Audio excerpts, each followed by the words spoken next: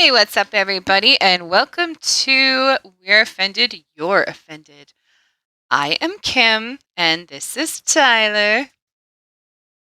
Say hi, Tyler. Why do you introduce me like I'm a child? I don't Say know. hello. Hi. Yes, you do. All right, hold on. Let's rewind. Why? Yo, what's up? This is We're Offended, You're Offended. I'm Kim. This is my Tyler. You were going to say my bitch. You were going to say my bitch. I was going to say my husband or my partner. I just all of a sudden my mind went to too many different things, and I was like, blah. Tyler. You didn't say anything. I that's my point. Yeah. Oh. Yeah. I just my mind went blank there. Oh. I don't know. So okay. This is our podcast. It's me and it's him. We're a duo. Yep.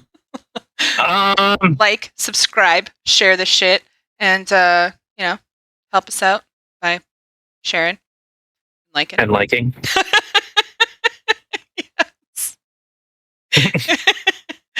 Okay. Okay, well, with that shit show out of the way, let's get right into it. So I've gone down a bit of a I don't know, not a tear, just becoming more knowledgeable. You know, there's this whole like world going on in the digital space outside of the real space. What? Yeah. Oh, okay.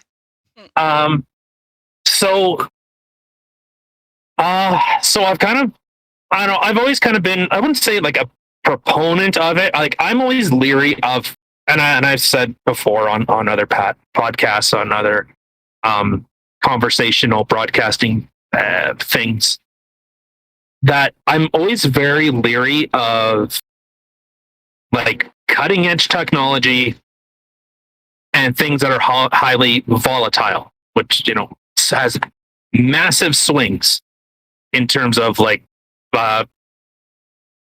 money, like in stocks and stuff like that. So, you know, I've kind of caught on that maybe this Bitcoin thing is a bit of a thing. You know, when you say it's a bit of a thing, what do you mean it's a bit of a thing? Well, I don't want to jump the gun, but I've been seeing that apparently Bitcoin actually has some value to it. So I think as of today, it's trading at about $47,000 US. So for one share? It's not a share; it's a coin. Oh my god! Yeah. So all those people, like I remember hearing I guess kind of like the saying of, if you bought Toy Story 3 on DVD when it came out, if you would have taken that money and put that into Bitcoin, you'd be a multimillionaire today. That's how big Bitcoin has become. Okay, but I don't know. I think I'm really ignorant when it comes to stuff like this. Like, I really don't know much about it, but I mean, okay, you could be a multimillionaire in Bitcoin, but it's not like you can just go to a store and be like, "Hey, I want to get this bottle of booze or this outfit and pay with Bitcoin." Like, it just can't do that. Can. How? You can. I've never seen that as an option. I know Subway for a while was offering stuff in Bitcoin.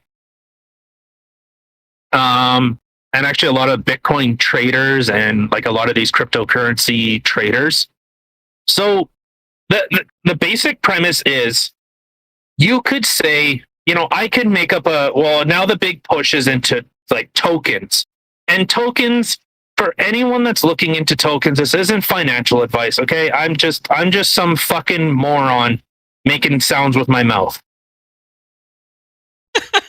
If you are going to be looking into tokens, think of tokens at like Chuck E. Cheese.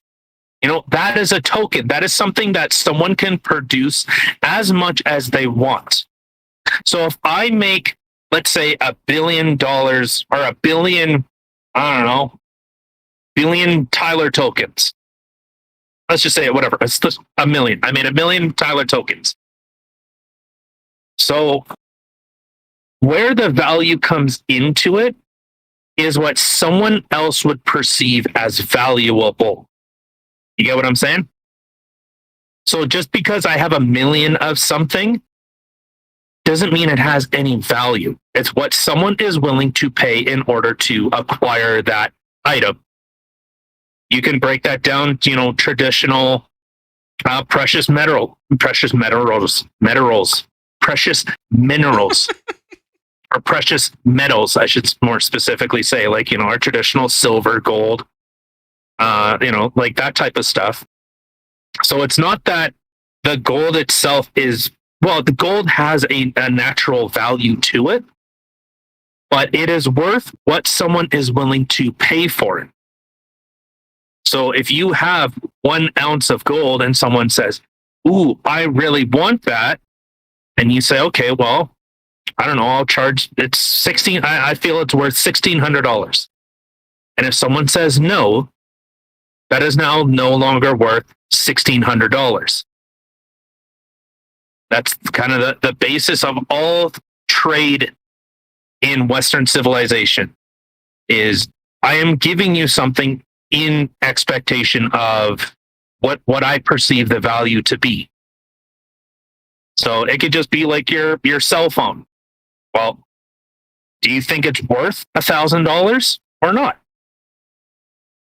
Or this particular one. So there's, I've seen a lot of stories, and I know this is becoming more and more prominent. And I'm joking about Bitcoin kind of becoming a thing. It's been, it's been talked about for years. I think since like the mid 2000s is when Bitcoin kind of started and started to get more and more prominent. And so I'll say this. Whenever I have looked into stocks, specifically when I am greedy, when and I've said, doing my research in a business, how are they performing? How are they performing in relation to other businesses in that similar field? So, only time I've lost money on stocks is when I'm being greedy. I swear to God, that is the only time I've lost money on stocks is when I do not do my research and it's a knee-jerk reaction. That's when I've lost money. So a lot of these tokens, it just exists. That's it.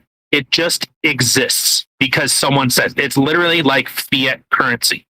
At least that's the way I choose to look at it. It only has value because people say it has value. So nice. Thanks.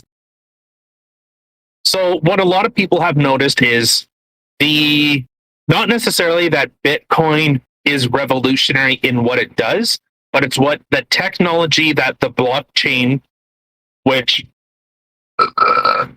Bitcoin has kind of discovered, so to speak. So people see that real high value. So what? No, fuck you. How about that? Hey, how about that, Kim? You want me to do it again? No, I'm pretty sure other people don't want you to burp again either. Would you rather I poop my pants? I would rather neither, but definitely not the pant poopage. Yeah. Okay, so all right, now I lost my train of thought. Okay, so tokens. So tokens is just something that, if you go to a resort or something, you go to Chuck E. Cheese and they give you these tokens and someone else kind of defines the value of it. So, like I said, Bitcoin right now is trading at almost just above $47,000 US. In fact, Bitcoin is in a dip. It's dropping down. Ethereum is, Cardano is, Tether. Well, Tether is based to the US dollar. So one Tether is equivalent to $1 US. And then obviously there's a bunch of other ones. Those are cryptocurrencies, or those are not tokens.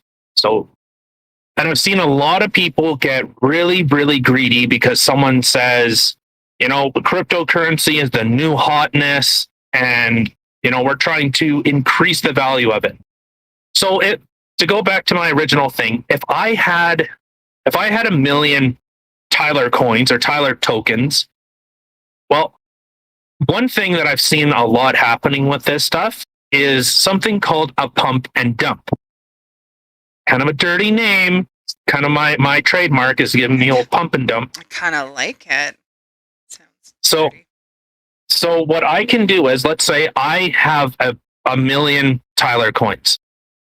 And so I could potentially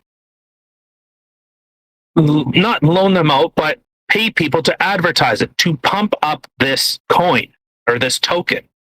So, I get some high profile influencers. I've been looking into a lot of articles about a certain esports team that apparently likes to do these pump and dump schemes, which makes the whole community look really shitty. So if I get these influencers, hey, I'll give you I don't know, I'll give you 100,000 Tyler coins or Tyler tokens, and you can, just advertise about it. So what inherently happens is, the basis of supply and demand. There are only a million tokens. Well, that will naturally create a scarcity. Scarcity drives up prices. So the more people that want to buy it, the higher and higher and higher something becomes. Especially when you have people that have a lot of influence, they can say, hey, go buy it. I just heard about this Tyler token, and it sounds really cool, and I like the type of stuff that they're doing with it, which every single token is the same bloody thing. But they could say, oh, I like what they're doing with it. If you guys want, get into this. So naturally what happens is the price naturally starts to rise. So if I have a million coins and they're worth nothing, they literally have no value. You couldn't trade it for something. But now people are interested. It starts driving up the price more and more and more and more. So something that literally costs nothing, even if it was now worth $1, I now made $1 million. So a lot of what happens is, there was a thing with Elon Musk was people thought that he was pumping Dogecoin. So he was saying, hey, this Dogecoin seems pretty cool.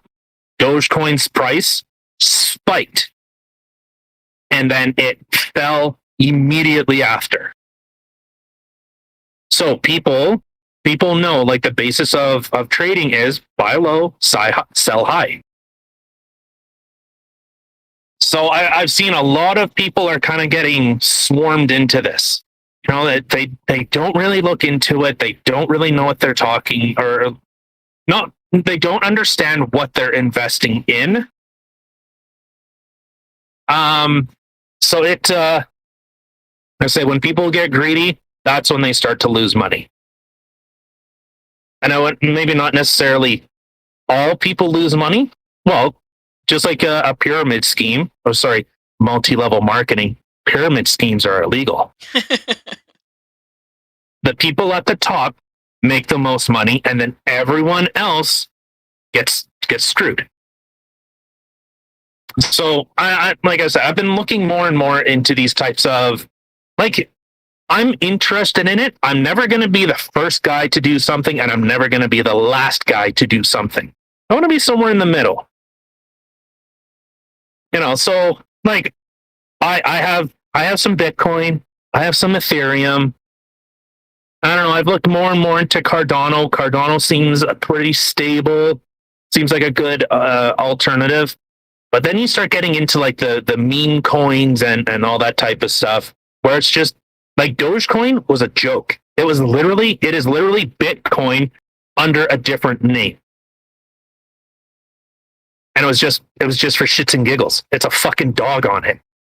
But this is this is the world in which we live, where meme coins have become like a thing.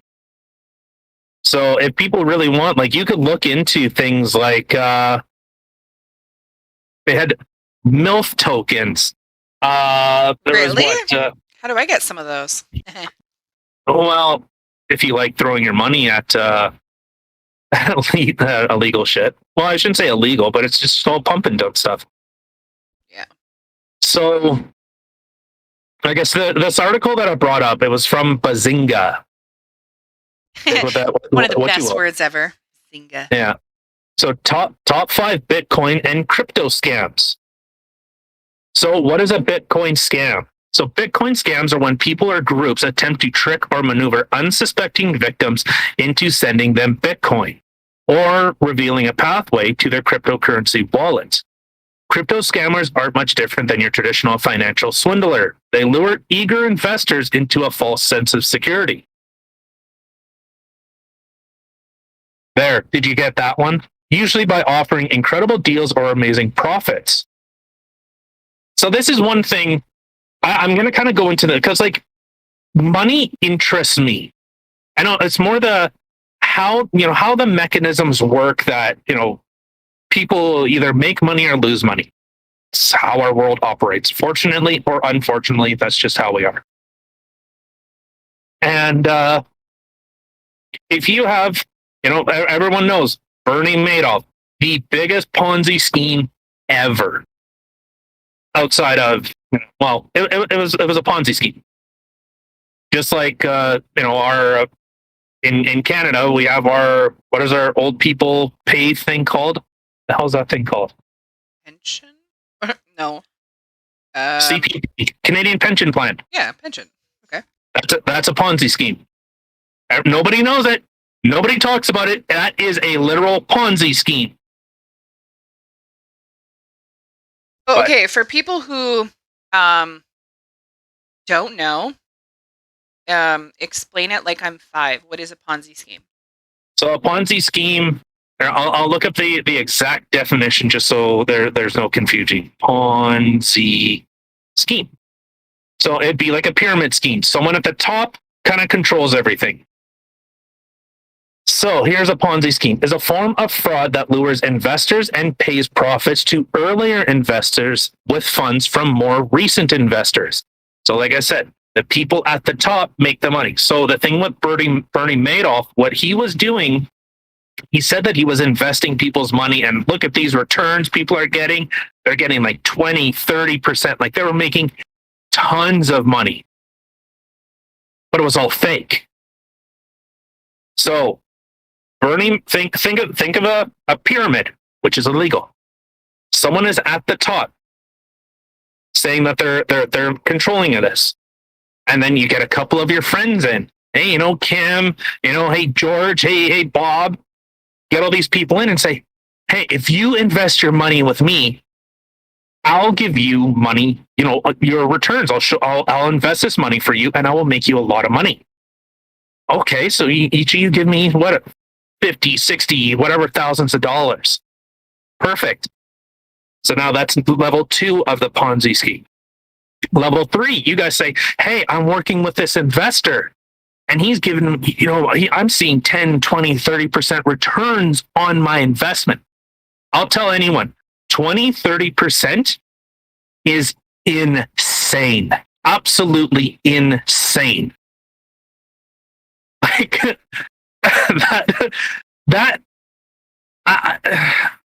it is mind blowing how big of a profit that is.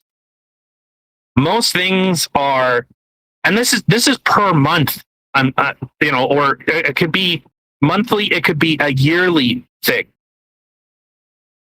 So if you would almost look at like Bitcoin scares me because I feel like it is overinflated. So it is only so valuable because of unfeeling. But so anyway, so I'm at the top. Kim, George, Bob, whoever are the second people in this line. You get your friends invested and say, hey, this guy's making me a lot of money. And then they give me all their money. and then they get more people and they give me all their money. So you see how this gets further and further and further. It starts to take on a certain geometrical shape, which is illegal.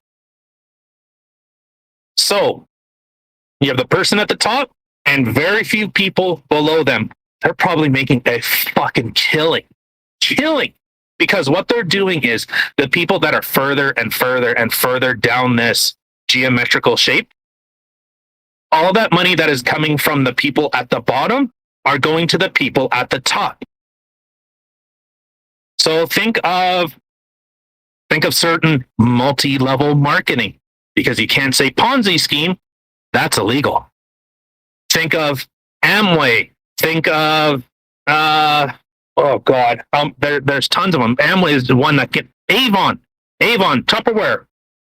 Well, it's kind of funny though. Like if they say that this type of thing, like Ponzi, whatever, and pyramid are illegal, but then they just create new words for it, multi-level marketing. But if it's exactly the same thing, I don't understand how they can just change the name of it and it be okay. So the thing is, with a Ponzi scheme, the difference between a actual Ponzi scheme, a pyramid scheme, and multi-level marketing, the reason why multi-level marketing is quote unquote legal is because they're offering a product. If anyone's gone to a multi-level marketing seminar, I was young, dumb, and full of cum at one point, and that's what happened to me.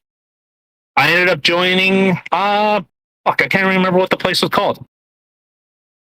And this was actually one thing that really turned me off with Robert Kiyosaki was once I started hearing more and more and more stuff about it, because they were saying, oh, this is endorsed by Robert Kiyosaki and he really stands behind this. And then as I got more and more familiar, so multi-level marketing only works, what do they say? Hey, if you want to do this, why don't you sign up? Why don't you become a representative or a whatever? Those ads we always see about the mugpreneur and stuff like that. Well, like Epicure. I think Epicure is a multi-level marketing thing, but that's all in like herbs and spices and stuff. And you become a representative, start your own business, and we have the products, and you just buy them. Oh yeah, Mary Kay. I mean, the list goes on. Yeah. Yeah. So that's where a Ponzi scheme and multi-level marketing do differ, because you are offering a product. You have to offer something. So they offer whatever. And Mary Kay, Amway, I think Mary Kay is one of the biggest. Amway is the largest multi-level marketing thing in the world. And they've been around for a very, very long time. So what was happening with like Bernie Madoff was those people that were at the very bottom of this geometrical shape, they were giving their money to the people at the top. And he would just make up, like he would send out like investment reports. Like a good investor will do that. They'll say, hey, this is how much money, say it's a $10,000 initial investment. We've gotten, we purchased this, and this is how much money is now has been made. And this is like your percentage. So, typical would be somewhere between, I would say the absolute highest, like a rare, maybe a really good month, maybe 10%. That's a very wide, net of about 3% to maybe a rare situation where it's 10%. So what Bernie Madoff was doing, he was taking that money and showing, oh, look at all this money you're making, and giving out these false reports. Then when people said, hey, I want my money back, he didn't give it. He ended up, as everyone knows, he took the money and ran. And some people at the top were actually making money. So that's where kind of like these pump and dump kind of things happen. So it's a similar kind of idea of, someone saying, hey, invest in this, and you'll make a whole bunch of money. But like I said, when people are greedy, that's the only time, and that was my lesson. I lost money on investments because I did not do my research. So, yeah, I guess to continue on with this. So clients either invest their cryptocurrency into the scammer's platform or send it to an outside source. Once the scammer has the cryptocurrency, they vanish and the victim is left with nothing. This has been happening a lot. So some people will, so they're saying like some prey on fans of popular celebrities and CEOs like Elon Musk, while others use hacking or malware to gain access to the accounts of victims. And sometimes you'll be offered a fake NFT, non-fundable token, on things like Twitter. So like all financial chicanery, Bitcoin scams are ever-evolving techniques that investors should familiarize themselves, blah, blah, blah. So this article does go through some types of scams, but here we go. Scam number 4. The classic pump and dump. Like penny stocks, altcoins are often cheap and illiquid, with market caps small enough that a few large players can send the price soaring. The crypto pump and dump goes down just like it's a penny stock.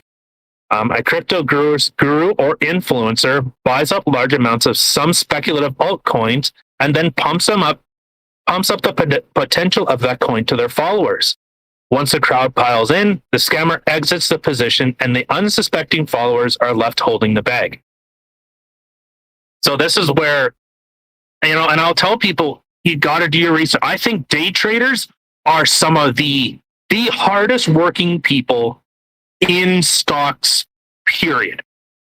Because they have to look at trends that are happening and act fast. Normally, massive sums of money. Like, literally 0.1% of a shift could be the difference between you making a profit and you losing money. So it's I don't know. I'm more fascinated or interested in what this type of stuff is, and I think for anyone, if you're looking at this, like I said, I do have some of this. I have Bitcoin, I have Ethereum, I have silver. Don't have gold. Sorry, I don't know. I can't wear gold, so I just don't buy it. I can wear silver, so I'll buy it.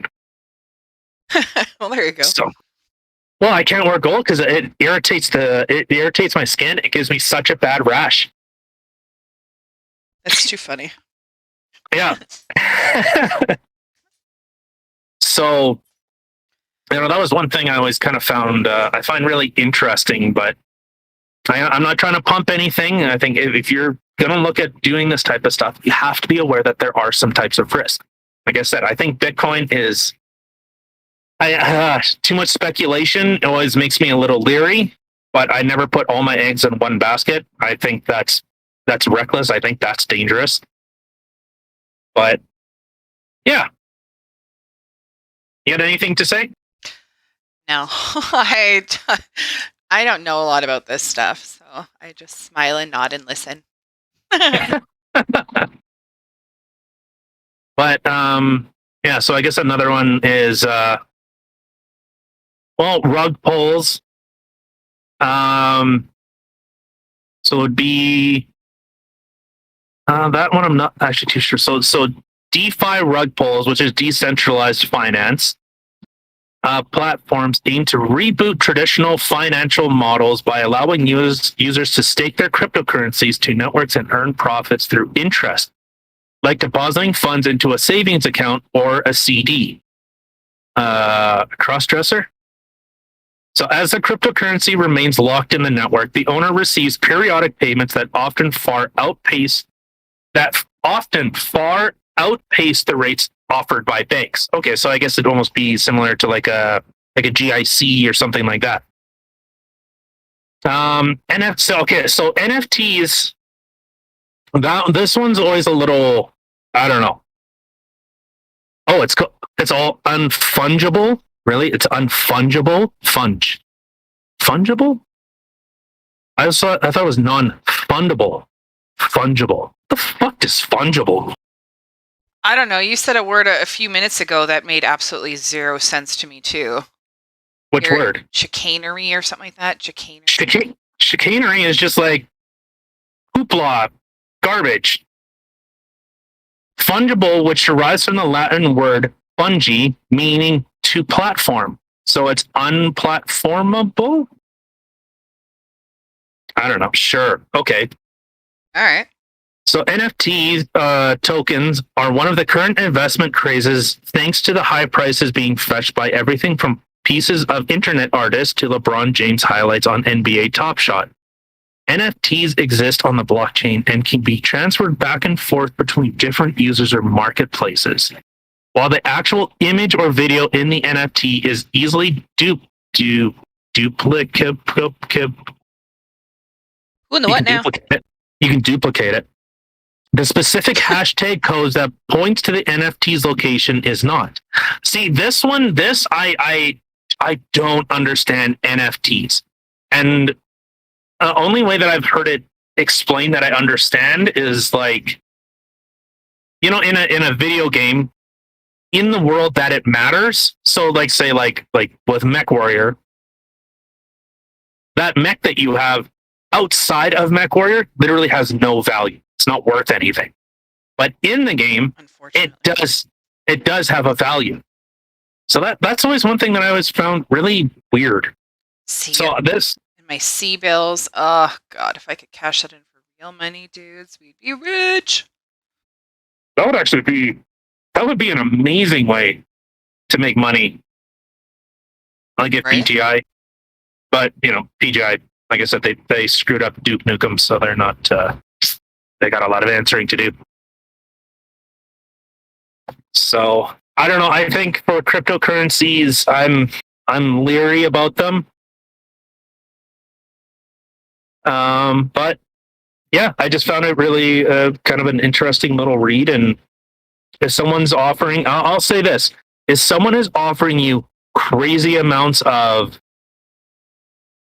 guarantees on returns, run, because they're full of shit. Anyone promising you that, and that's, like I said, that's when people get greedy, is they don't ask questions. And in fact, investors are supposed to ask their clients, what is your risk tolerance? So it's either low, medium, or high. So if you have a very low risk tolerance, they are ethically, and I believe they are actually legally liable if they ended up going into high risk stocks. So for me, I'm 30. Oh fuck, how old am I? 33? Yes. Right? Yeah. Okay. So for me, that the risk is okay for me. I can take a lot of risk because I have hypothetically a lot of time before I, take a dirt nap.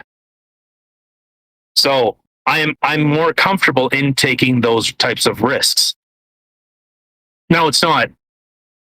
I know when we were talking earlier, or like a couple episodes ago, about money, and stocks, and people saying they're gambling, which they're not, but I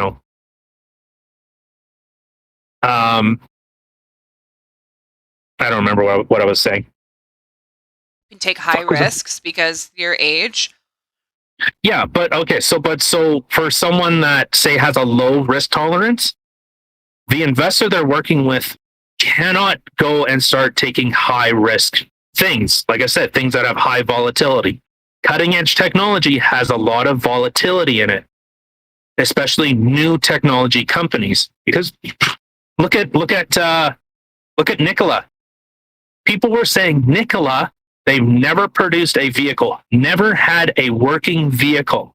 In fact, I would say that Nikola was a pump and dump, because that company never produced anything, yet their market cap was worth more than Ford. The Ford Motor Company, a company that has a track record of building vehicles, has a history of developing stuff for the government, like military stuff. Literally, a company that has never built anything ever had more market value than Ford. That is, How does that make sense? it doesn't be, but it's more that's the volatility. That's like the cutting edge. That's where people either make their millions or lose their millions, is in stuff like that.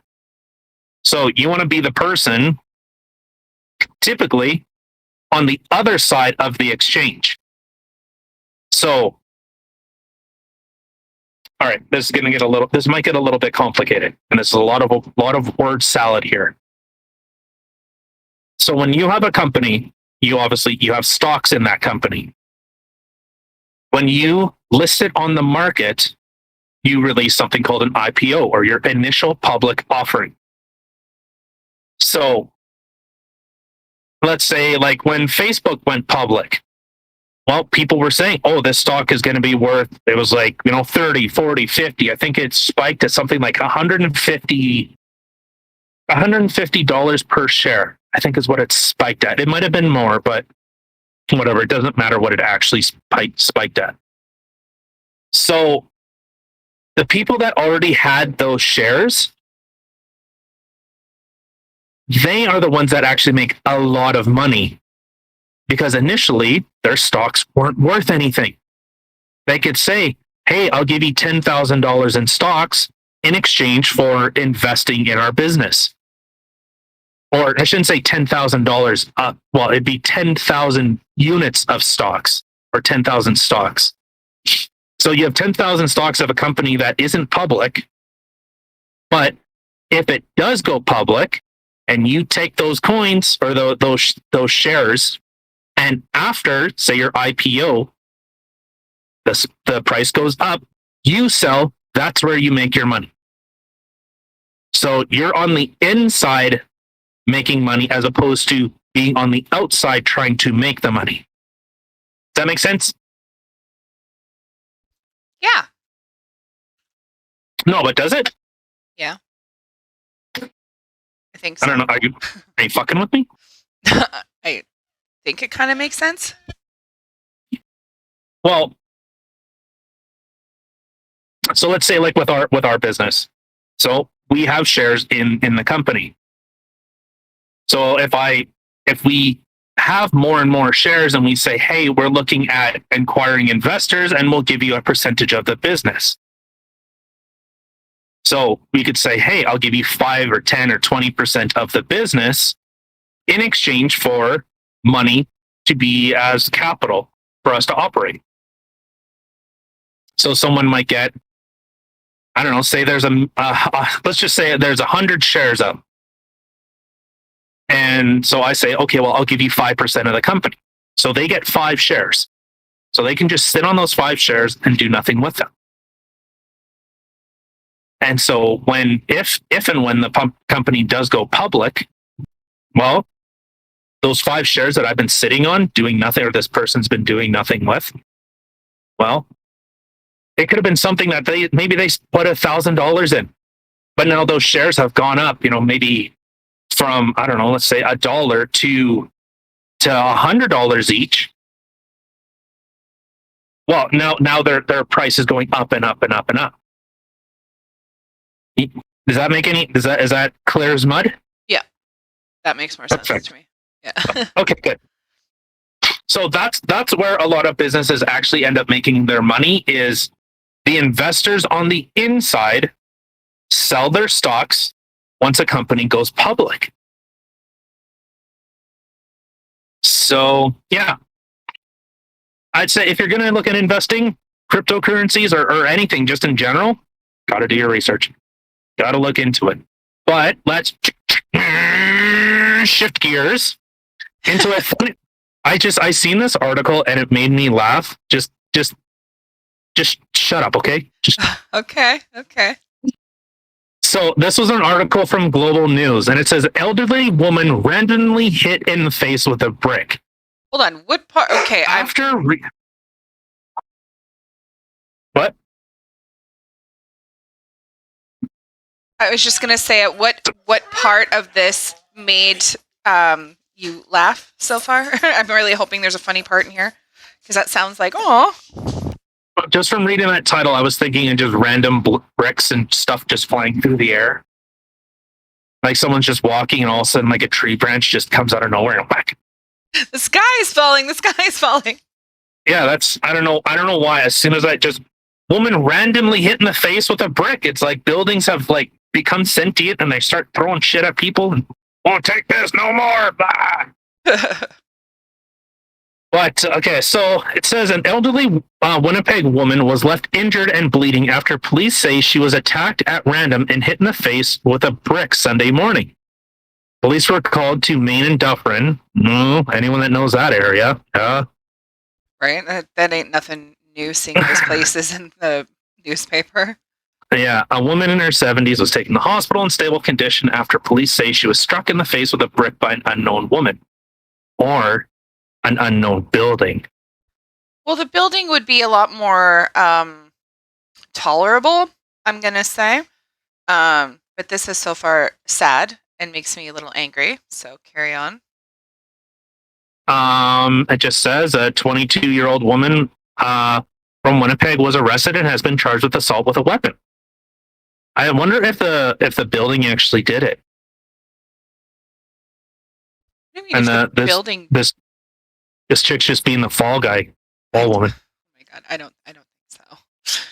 People are messed up right now. They're so gross. Like, I don't know how somebody could do that.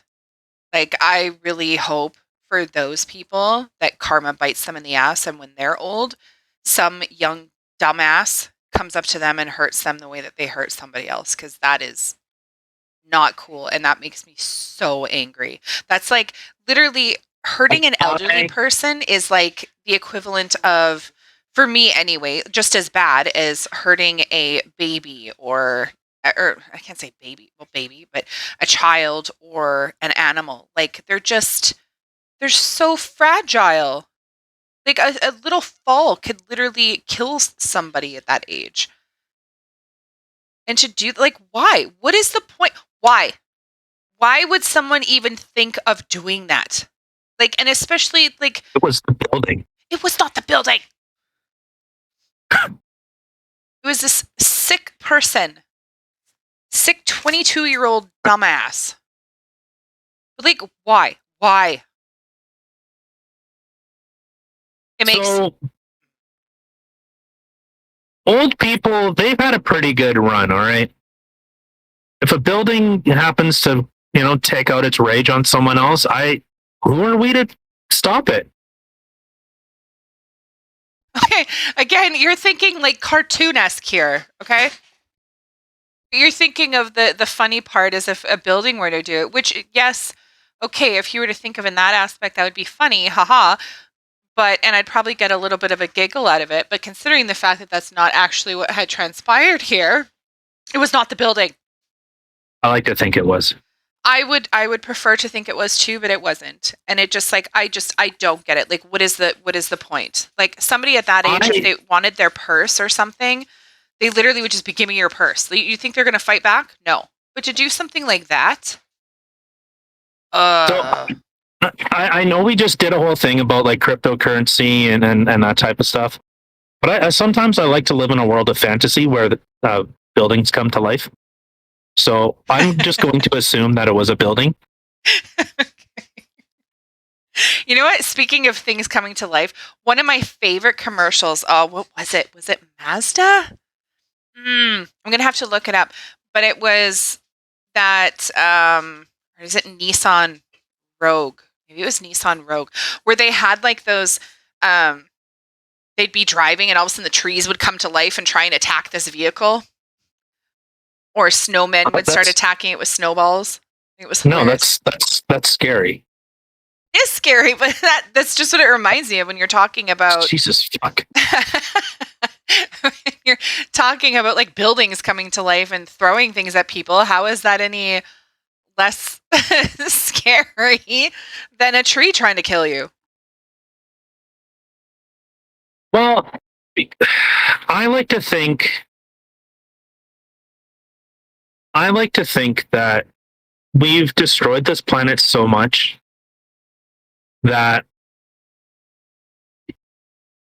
nature is just enacting its revenge now in slightly comedic and slightly inappropriate ways.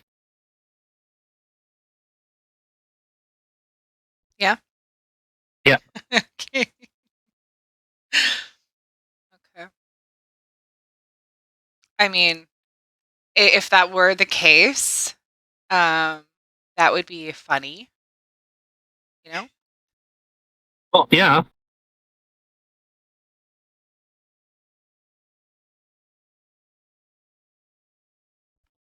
All right, was that it? I'm literally, you got me like trying to find that commercial now. It's driving me crazy. Have Oh, you ever seen that? yep, yeah, Oh, so you know which ones I'm talking about then. yep, Oh, yeah. I okay. know exactly what you're talking about. Oh, well then. Hmm. Yeah, I like that commercial. Those make it funny. You know what other commercials make me giggle? And it has nothing to do with buildings or anything coming to life. The Subaru. Hmm.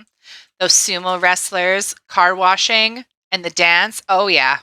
Well, they're not really dance, but getting all wet and stuff. God, I love that commercial. It's so funny. I wish I could have that as a screensaver. Well, you could. How? I mean, I could have the picture, but I want the actual video of it, like in motion. That'd be Mm, awesome. I get you. Yeah. Make me giggle all the time. See, things like Did that is you funny, not evil children. did you see the shirts Maxime Bernier has been wearing? No. Who's Maxime Bernier? The leader of the PPC, Oh, see, you follow all this. I do the not. petite penis conglomerate. Oh, is that what we're calling it? But yeah, I think that's what I think their official title is, the petite penis conglomerate. Okay, okay. Uh, See, so which ones are we talking about? When I look it up, I'm seeing things for like Mad Max, uh, yeah, that's him. Bernier activated, like just a bunch of really weird things. Oh, Like sorry. freaking memes. Yeah. No thanks. I'm He's voting become a meme. PPC. Yeah. What the heck? Say yes to freedom of speech. Yes, yes, I will say yes to that.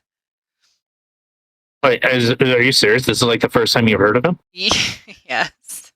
I don't follow politics. I only hear the stuff that you tell me about. Trudeau must Oh, go. Yes. Yes. There's a shirt oh, that says nope with Justin Trudeau's face as the O. uh, oh! This is from Redbubble. Is that no? I mean, like the shirts he wears. He wears some fancy looking stuff. oh, That, I'd have to say no on that then. that sucks that you can't see it. What do you mean that I can't see him? Well, like there's. Did I spell his freaking name wrong? I think I did. Maxime. And then Bernier. Yeah, yeah.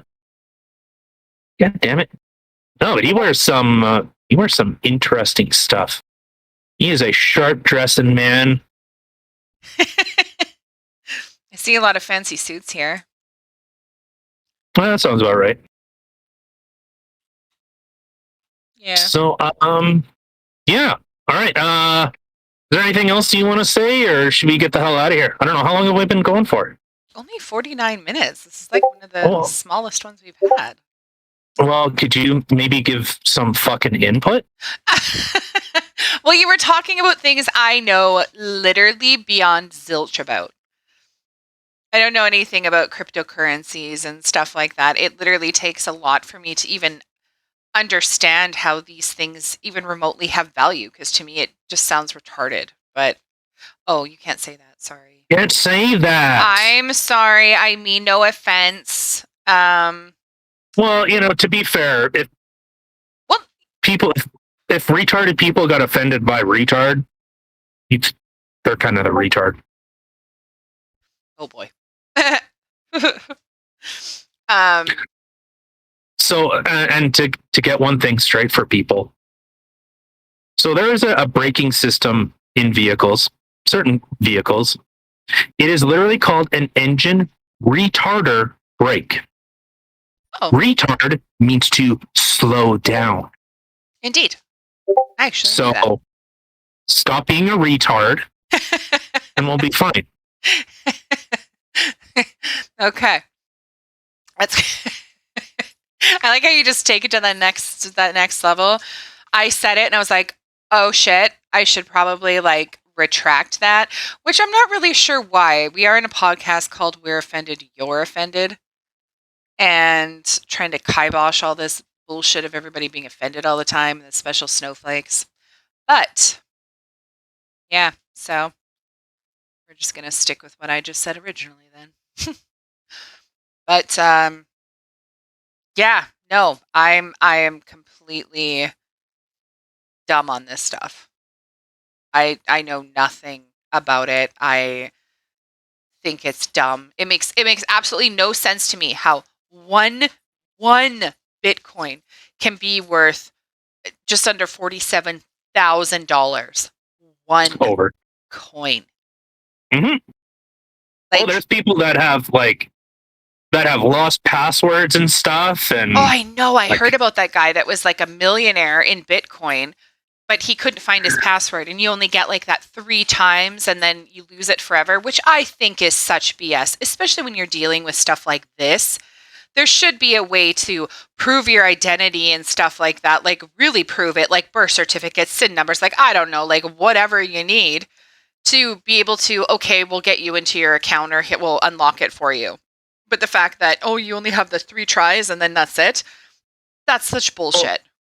So that's the difference between a centralized bank, like a traditional banking institution, and decentralized, because you are responsible for your money, which is how it used to be back in the day before, the Federal Reserve and central banking and all this type of stuff ended up screwing a fuck ton of people out of a lot of money, where they literally made money worthless. Where this is just a game that we play. This is literally a game that we play. Our money has no value. It is not tied to anything. It's just this, it's all fake. It's make believe. It's literally no more different than monopoly money. But we just say, this has value, this does not. Yeah.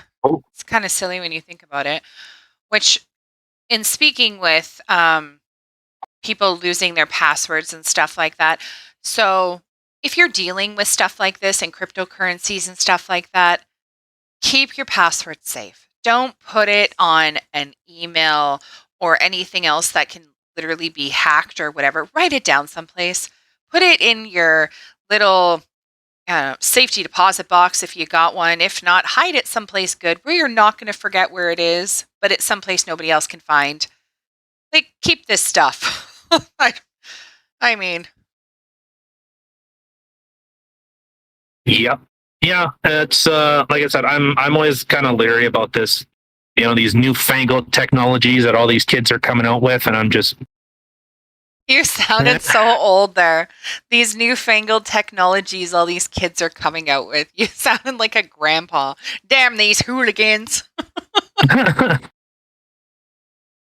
Yeah, pretty much. Yeah. Yeah, I don't know. This stuff, like, I know what you tell me, and sometimes when you're speaking to me about this stuff, honestly, it sounds like you're just speaking in Greek. Like, a lot of people will be able to to follow this stuff, that anybody who's into financial stuff. See, I can't even word. But this kind of thing is like stock markets and investing and stuff like that. Like, they would understand very easily what it is that you're saying and how to kind of keep up. Where with this kind of stuff, you got to talk to me like I'm 5, because it makes no sense to me. And all these big fancy words and stuff, I don't know, just makes me feel dumb. What I just big can't fancy follow. words did I use? What was that? Chicanery? That's not a business term. That just means like the tricks, this crap. I've never heard that word before. It's a big fancy word, okay? Oh my god. Are you retarded? When it comes to this stuff, yes. I've actually more and more I've looked into it. I've been looking at actually trying to get a degree in like finance.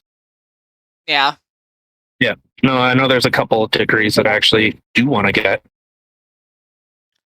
Yeah. Well, one had to do with what was it? The loads. Oh my god, stock or load brokers or whatever. Yeah, I that was one, but that like for me, I think actually like warehousing, warehousing and logistics, having a degree in that is actually really valuable. Yeah. Apparently, those people that like design warehouses make a good ton of money. Yeah. But I'm just a stupid truck driver. So I don't know. Yeah, I think I think that would be really cool. Having a degree in finance, so I could actually explain things like I actually understand them. Yeah. Yeah, that'd be nice. Yeah, I could be a financial analyst. Ooh, that sounds fancy. And then I can tell everyone why central banks suck. Eh? Don't people want to know why central banking is absolutely disastrous? Yeah. I'd like to know. Other than the fact that they literally make a killing off of service fees. Well, no. I mean, like central bank is like the Bank of Canada. Oh, okay. Yeah. Okay, well then they're definitely not making service fees off of me. So, so why are they bad then? So when a country, so let's say like Canada has the Bank of Canada. So the Bank of Canada controls all our money. So what our government will do is they will say to the Bank of Canada, hey, let's say we need $1 trillion because there's this virus as hypothetical situation, total hypothetical. I'm just making this up. Okay. So if it sounds like anything real, it's just a coincidence. Okay. So let's say hypothetically a virus from another country. I don't know. Whatever. It doesn't really matter. I don't know. Whatever. China. Okay. Let's say this hypothetical virus comes from another country and ends up infecting Canada. So our government can say, hey, we need to shut everything down. But if we do that, people will literally go homeless. So what our government could do is they go, so the government goes, hey, central bank. The central bank goes, what? And then Canada says, we need some money. And then the bank says, how much? And Canada says, I need $1 trillion. And the central bank says, okay. Oh my. Is it that easy? Can I ask the bank for money too? Well, so what ends up, what kind of happens with it, because our money isn't necessarily tied to anything, there's nothing backing it. So one thing that people said, especially with the States, is when they got off the gold standard. So after World War II, the US dollar was actually backed by gold. So that's why after they started, like our dollar, I believe our dollar is tied to the US dollar, is actually backed by the US dollar. Well, how would that work though? Like then how would their money be worth more than ours? How does that make sense? Well, there's a couple of things, but I'm not going to get into it right now.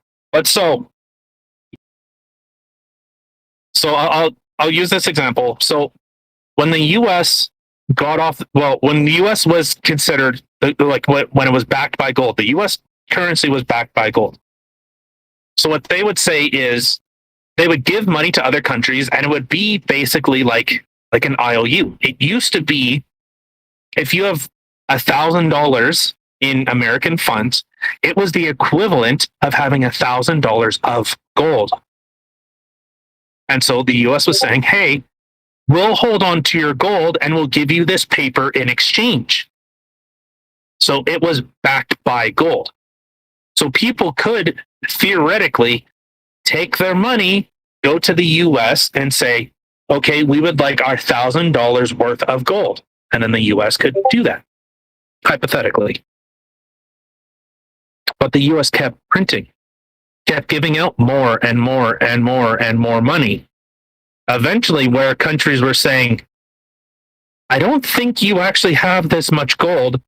We would like to have the equivalent of gold back. And the US said no.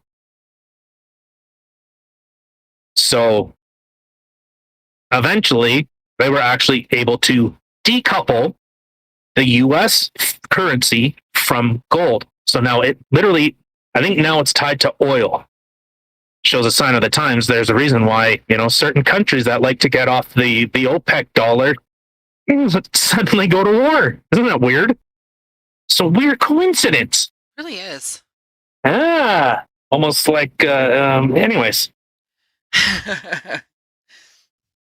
But so, in this hypothetical situation, a virus comes into a country, and Canada says to the bank, we need $1 billion or $1 trillion.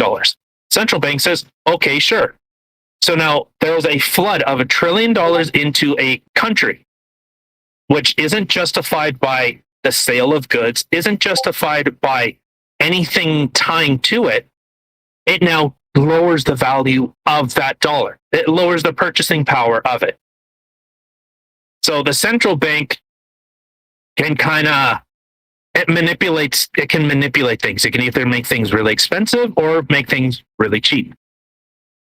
But inherently, by printing more and more and more and more and more money, especially when people aren't working, and I know we've said this before, it causes inflation without the production of goods. So the cost of goods go up while people aren't working. And that is stagflation. What? Stagflation. You know what the funny thing is? As you said inflate, or you started talking about it, I was like, I know this. And then it's like, as soon as I thought that, the word went out my other ear. Yeah. I know. I was like, damn it, what is it? Yes, stagflation. Yeah. And today on Sesame Street, we learned the word. Oh, no, sorry. Rewind. And today on We're Offended, You're Offended, we learned the word what stagflation means. Well, we've done it a few times. I know. But, yeah. So I don't know. Yeah, I think maybe getting a degree in finance, I think that'd be kind of cool. It would be, yeah. I wonder if that would give more credence to my my uninformed ramblings. I mean, probably. Because then the thing is, like, right now, you're just talking, right? Like, you're talking about things that you have learned and your interpretation of what you've learned. Whereas if you actually had, I guess, a degree in that, then you could actually technically give financial advice and be like, no, this is how it is, blah, blah, blah. Not just, yeah. Oh my God, I can't word today. Yeah, no, I get what you're saying. Because I'm just uninformed. And I don't know. I would never give someone financial advice. I just say, this is what I do. I don't know. Go talk to a financial planner. Go talk to an investor. Go and talk to, people that you actually trust. If you're taking advice off of like YouTube shows, like I know the Plain Bagel, that's one person that I follow. Those are the types of people that I follow and learn from them. He's an actual accredited financial planner, and some other guys. So, I don't know. I just say what I like saying, and I'm going to talk about it. And also, old ladies getting hit by buildings, I think, is kind of funny. Yes, in the cartoon world, that happening is funny. On a side note, did you see people were throwing gravel at Justin Trudeau? No, but I did hear a little bit about that. Do you have more information? Well, actually, that's literally the amount that I heard from somebody passing by, and I giggled to myself. Um, So, what was going on there? so people are, well, obviously, people are super pissed off at him, and he's just kind of writing it off. Imagine why. Yell at the guy all you want, please. Like, you people should have a right to voice their discontent with people, especially someone that is making swinging changes in legislation and enacting things, that he's doubling back on. And you know what? Sorry, Mr. Aaron O'Toole, this is a card-carrying conservative member. I can't vote for you. I'm sorry. He'll probably never hear this because I'm just a nobody. But the tactic, like, so an NDP, you know what? Go back, go play in a fucking sandbox somewhere. Like, but so Trudeau is saying Canada will never be a country of mandates, and he's backpedaled on that. He's forced people to shut down, and like people have. I think that's healthy. Like, I think people really need to understand the difference between having a disagreement. You can disagree with people. Like, some of my best friends, our ideologies are polar opposites. Like, one believes in God, I do not, and I vehemently do not believe in it. I wouldn't say vehemently. I'm agnostic. I don't know. I don't see the proof. I just can't. And he is very much. He believes in it. Okay, we'll have a discussion. We can have a disagreement, but I don't hate him because of it. That's who he is. I love him for it. I'm not going to say, oh, because of it. Like, I'll bust his balls and say, oh, yeah, I remember when he used to be an atheist, whatever happened to that. But I don't, it's not something that I hold over his head, and I'm sure it's not something that he holds over mine. Like, you can have disagreements with people. Doesn't mean that you need to hate them. I don't know. He might be praying for you. Yeah, I know there's a few. I know there are a few people who are praying for you. Find the light. If God is so powerful, why won't he fight me? I don't get it. I don't know what you mean. Like, physically fight or verbally fight? Like, I don't understand what you mean when you say that. It just sounds silly. Fight me. If you're so powerful, God, fight me. I am saying that publicly. I am saying that right fucking now. Fight me. Listen, you get struck by lightning. Oh, shit. Smite me, oh mighty smiter. Oh, Jim Carrey, I love thee. But, you can have disagreements. And, I think people should. I think it's healthy if people question their government. You should. Excuse me, sorry. Oh my God. I know. It's that spicy ramen stuff. Dude, somebody created a mute button for a reason. Oh, here, let me. Oh, that's so much nicer. How was that? Beautiful. Cool. Yes. There you go. I'm totally fine with people voicing their concerns. When it gets a little too far is when, it's not like they're trying to really have like a unifying voice. So I'll kind of loop on this a little bit.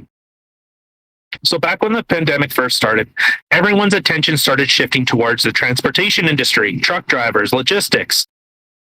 Wait a minute. What pandemic? You mean that make-believe thing that you were just talking about that's extremely far-fetched?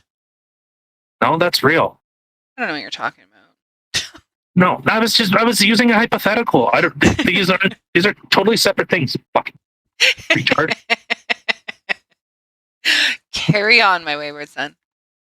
Okay, so and so people were trying to say, like, hey, these are some of the issues that we're having in the transportation industry in terms of pay, in terms of driver recruitment, in terms of the types of things that are being expected, and the higher and higher demands to do more and more work for less and less pay.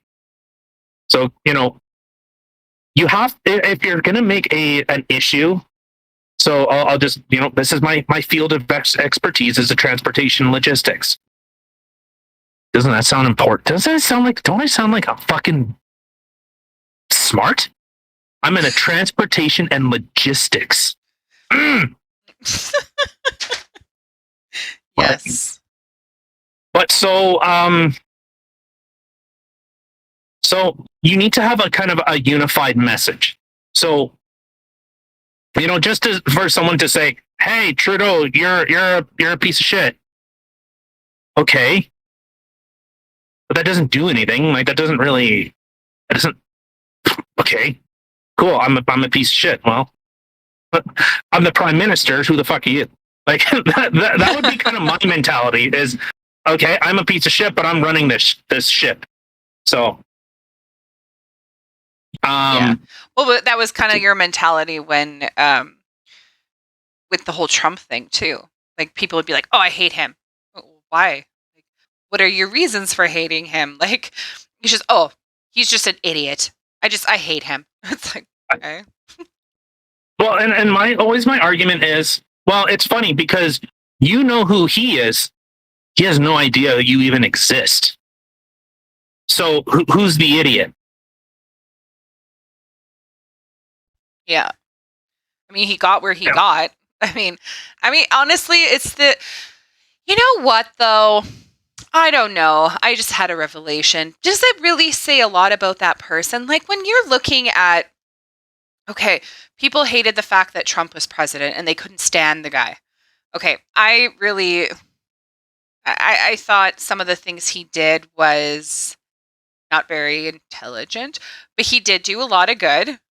I think the way that he spoke at times was a little, I don't know how to say this, careless, I think is the best way to say it. Brutish. Well, because he's a very intelligent man. And when it comes to finances, he is beyond intelligent. But it's business. He's a businessman. That's his whole life has been business in real estate, making deals, making money. Yeah. Running businesses. And sorry. Continue. Anyway, but the way that he would present himself in front of people, a lot of people didn't quite understand. I mean, he was a president who was literally on Twitter. Who had ever seen something like that before? And he would say, things like I said, they were very kind of careless and didn't overly think before he spoke. He would kind of speak out loud, i.e. when he was talking about like, well, the chlorine thing and the UV light thing, like the way that he kind of presented that was very careless, because there are unfortunately people out there that take things verbatim and they hear the president saying, well, drink bleach, and okay, I'm going to go drink bleach, even though a normal human being would be sitting there going, nay, that'll kill you, idiot. But, in those ways, I thought he was very careless. But the thing is, though, is that, okay, a lot of people had an issue with him. But people voted for him, just like people voted for Trudeau. Is that saying him doing what he's done and people hating him? Who is it saying more about, though? Is he the idiot or are we? We bought into all of the lies and the promises and stuff like that. Like, okay, so that's always a point of contention because it's people misconstruing and hearing something. I hate that I gotta defend the fucking guy. Trump never said to drink bleach. Didn't say that. He didn't say. He was like, if anyone goes and looks at the interview, you can see he clearly has his head turned and he is talking to someone. He is asking questions during a press conference because he is not the doctor. He is asking, are there some types of liquids? He was saying there's fluids, there's wonderful liquids. that could help sanitize masks and help clean them, and everyone said, You're not doing it in the voice. What liquids? What? That's so dumb. It's like, no, but you understood what he said. Yes, smart people do. Smart people would realize that he was talking to the doctor on the side, asking him. But this is just where my example of the carelessness, because unfortunately there are people out there that are stupid and they don't realize that, oh, hey, he's asking a doctor, is there something we can inject ourselves with that may have the same type of effects as what this would have to that, without actually literally injecting yourself with chlorine or eating a freaking UV light bulb or whatever else people did that was retarded. But well, no, that's wrong. That's such a misrepresentation of what was actually said, because there are actually treatments that you can put a UV light down into your lungs to kill certain bacteria. Excuse me, sorry. yes, but you're not getting what I'm saying, though. No, Yes. I do. I understand what you're saying, but the way I'm looking. So okay. Anyways, fuck. I don't fucking care. What I'm saying is, you are welcome and encouraged to question your government, but not just question just for the sake of always just questioning. Like, this whole COVID thing was like, I was just listening to the Joe Rogan podcast, and immediately people were saying, "Oh, he's taking a horse dewormer and all this stuff," and it's like, no, that stuff it's made for people. Like, we give dogs anti-inflammatories. We give dogs the same medication that work on people, as long as they're not damaging to the animal. Well, I mean, even some people, they have, like, some people are on medications, say, they're on an antidepressant. It was an antidepressant that was made as an antidepressant, but it didn't work as an antidepressant. It or worked as a sleeping aid. Yeah, so, or a weight loss pill. Like yeah, exactly. Yeah. So I can understand. Yeah, question your government's intentions, and I think it is healthy to say, why are we sending millions and millions, hundreds of millions of dollars to other countries while our own backyard is falling apart? I think that's a fair question. Yes, that I would still like answers to. Why are we enacting policies to give certain groups special status? Literally special status, where they are considered a protected group. Instead of, we already have laws on stuff. We already have laws that, if you call someone a bad name, or they can go to jail. If you hurt someone, they can go to jail. If you kill someone, they can go to jail. But as an aggravating factor would be a hate crime. Which that makes no sense to me. But so I have no problem with people voicing a concern, but if you're going to voice a concern, you have to have a solution for it. So if someone are just saying, "Hey, Trudeau, you're a piece of shit," okay. So why am I a piece of shit? I don't get it.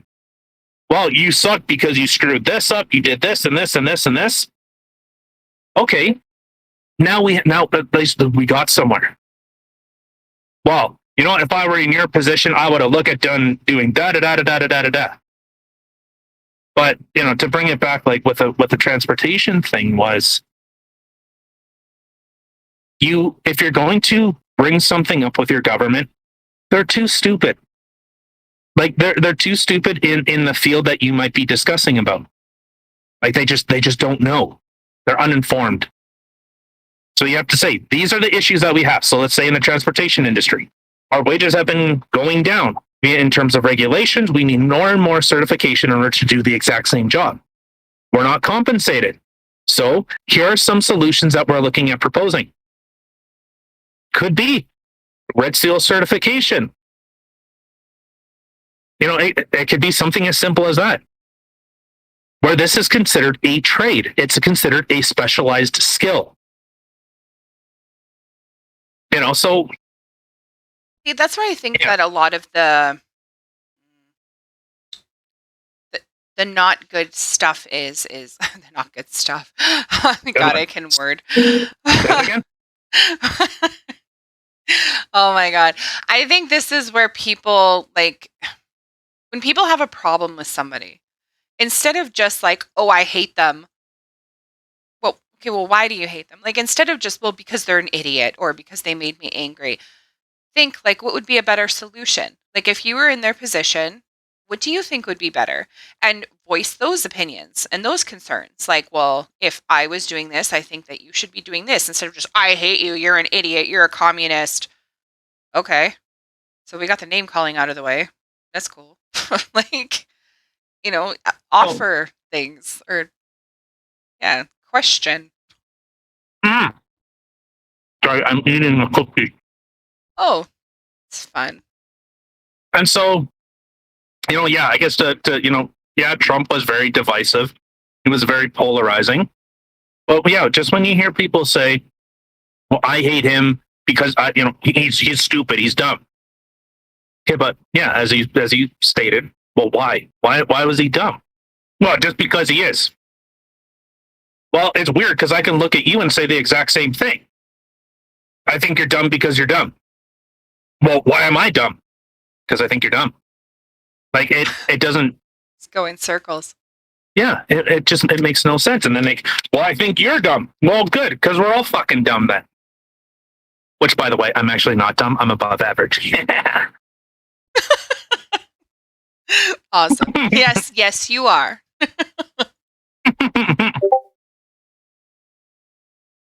So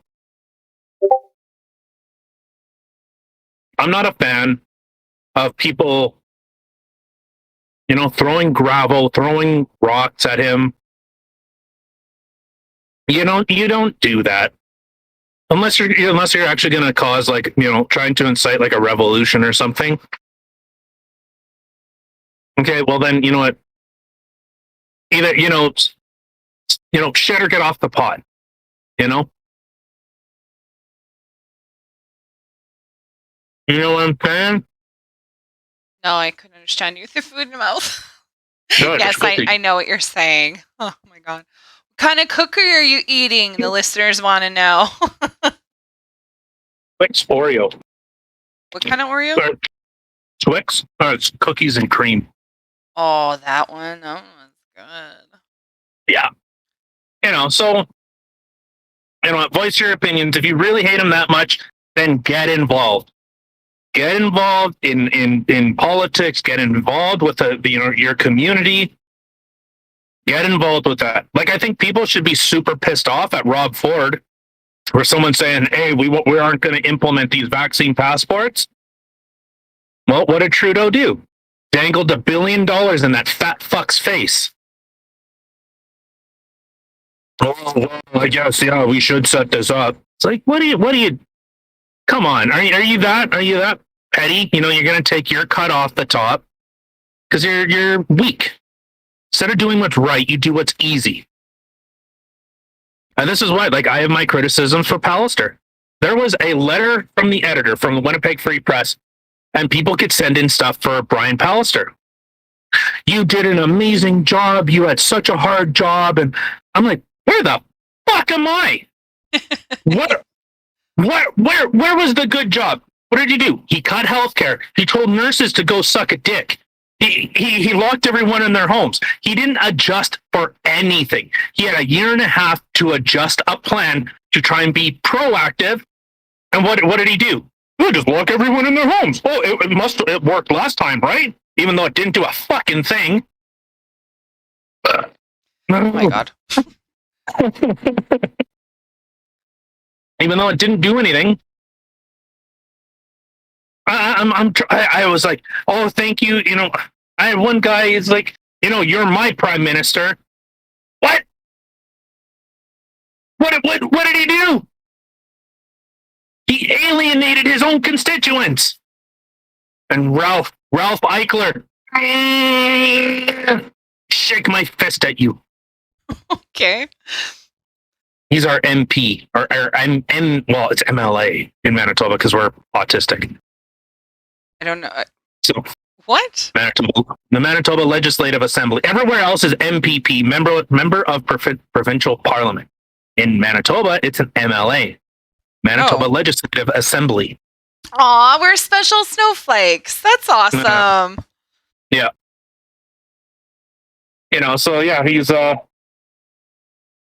don't know. I don't get it. I tried to I wanted to tell people, like, what did he do good? What did he navigate? What, lock everyone in their homes? He literally didn't do his job. Literally didn't do his job.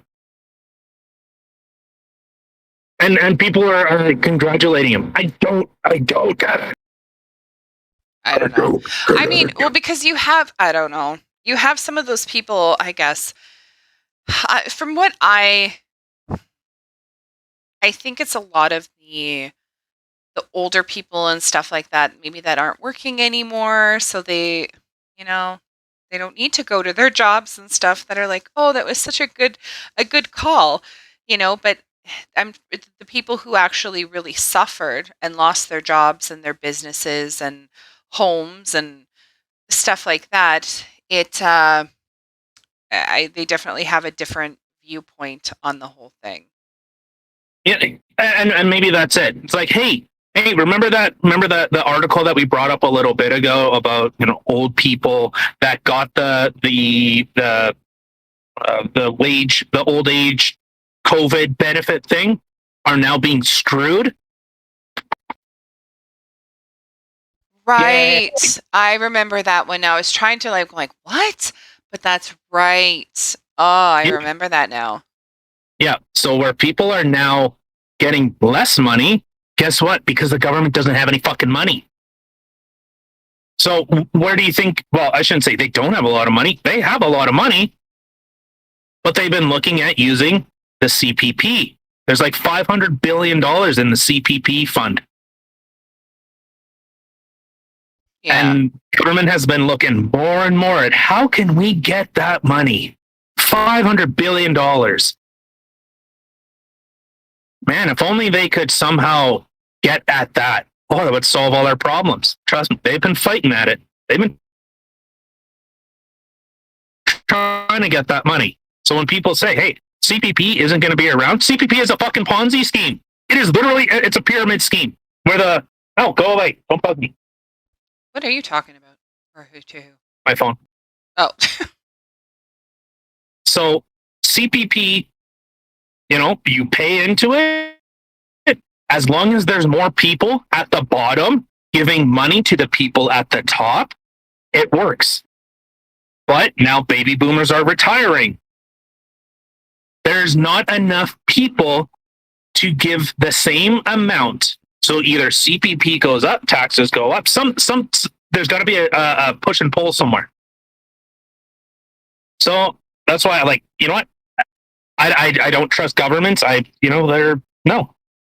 don't think that they'll actually be able to do it. So yeah, no. My prime minister, he did an amazing job. Oh, he shut down everything. Oh, he made such hard decisions. That was the easiest decision you could have made.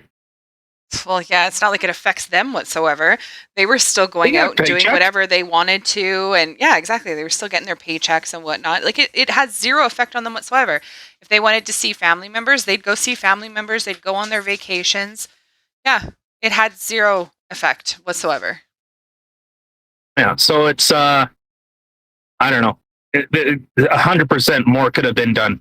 You had a year to prepare. Now we're in the fourth wave. Okay. Yeah, can't wait for that to happen. I'm getting pissed off. All right. With that, I do have one quote that I do want to bring up.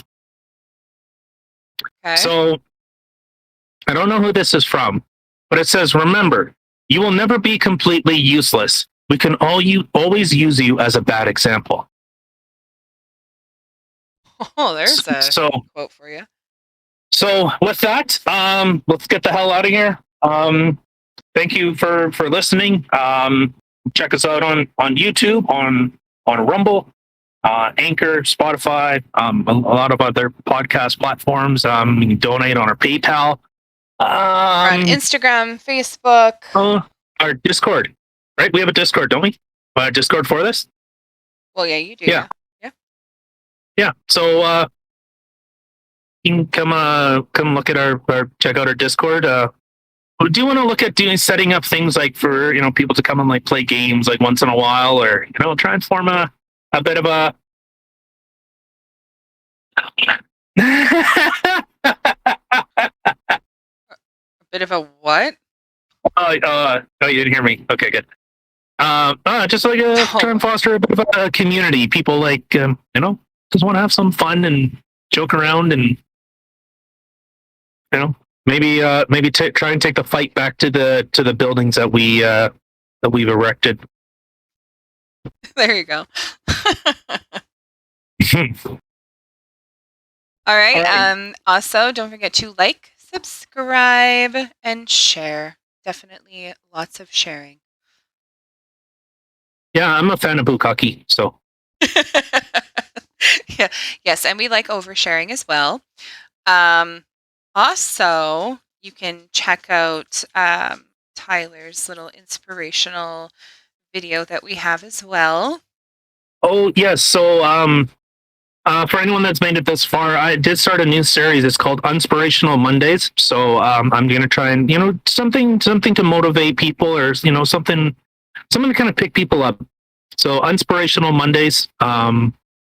It's coming out on whenever. So it's coming out whenever. Yeah. Well, the first episode, or first short, whatever you want to call it, is already out. Yep, and there's going to be a lot more. I have a lot of wisdom up in this big empty brain of mine. So excellent. All right. Well, thank you everybody for listening. Like, share, subscribe. And we will see you in a few days. I gotta piss. I'm not done recording yet. Okay, bye everyone.